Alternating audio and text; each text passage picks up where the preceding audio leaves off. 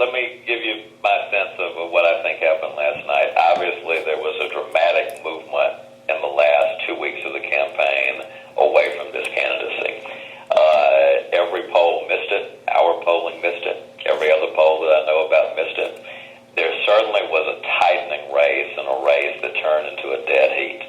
But I think it's fair to say that no polling organization captured the dramatic movement that resulted in a 24-point win. And given that the polling was dead on in the Republican race and captured the three-way split that happened there, it's surprising. But clearly there was something happening. There was some set of dynamics at work in the electorate in the last 2 weeks that was different from what existed before that.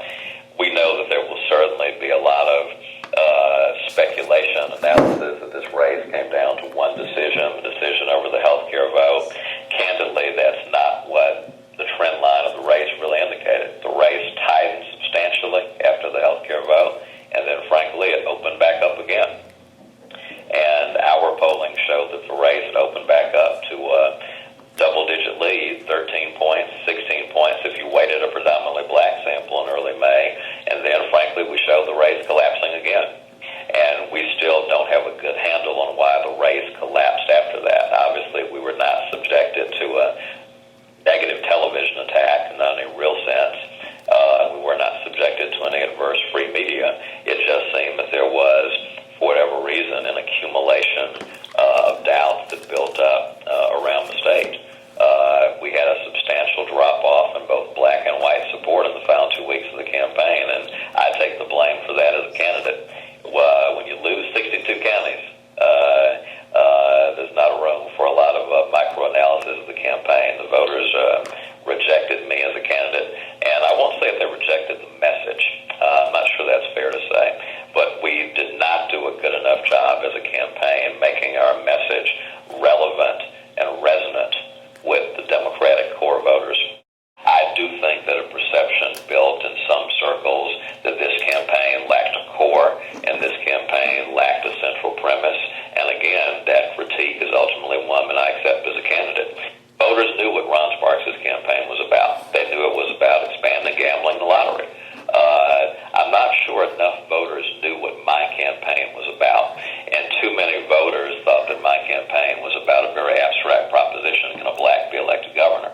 My campaign was always about much more than that. But candidly, I'm not sure we did a good enough job burning our message into a few simple, discernible points. I think that's probably a valid point. You had a big message. Yeah, we had a message that's not a conventional message in Alabama governor's race.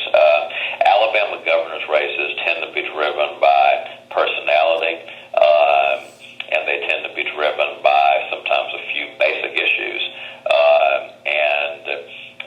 Obviously, I did not do a good enough job as a candidate in connecting with certain groups within the Democratic base. And again, that's not anyone's fault other than mine.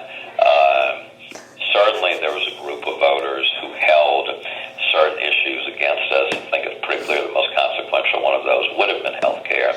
But as I've said before, the trend line of this race was not a free fall from health care on. The race moved back in our direction, substantially moved back in our direction, and we took a double-digit lead into the final 2 weeks, according to both our polling and AA's polling. And then something happened. A double-digit lead turned around completely and turned into overwhelming win for Ron Sparks. Now, some of that was the very small primary turnout. We anticipated a primary turnout of 420,000 people. It was around 330.